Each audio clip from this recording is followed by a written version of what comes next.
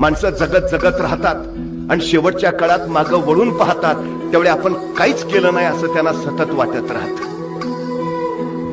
वाळू निष्ठून जावी तसा आयुष्याचा काळ हातातनं निष्ठून जातो.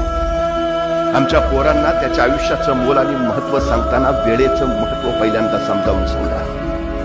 त्याला सांगा, गेलेला वेळ परत घेता येत नाही. आपला वेळ दुसऱ्याला उधार सुद्धा देता येत नाही किंवा दुसऱ्याचा तासभर उसना घेता येत नाही. क्षण एकदाच येतो. ज्याला त्याचं संधीत रूपांतर करता येतं त्याच्या आयुष्याचं सोनं होतं. ज्याला तो क्षण हातात पकडता येत नाही त्याच्या आयुष्याची अक्षरशः माती होते. ही सगळ्यात मोठी वस्तू असते. माणसं जगत जगत राहतात आणि शेवटच्या काळात मागं वळून पाहतात, त्यावेळी आपण काहीच केलं नाही असं त्यांना सतत वाटत राहत. वाळू निष्ठून जावी तसा आयुष्याचा काळ हातातनं निष्ठून जातो.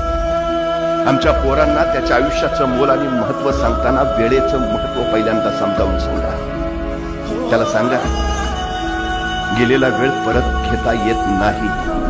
आपला वेळ दुसऱ्याला उधार सुद्धा देता येत नाही किंवा दुसऱ्याचा तासभर उसना घेता येत नाही. क्षण एकदाच येतो.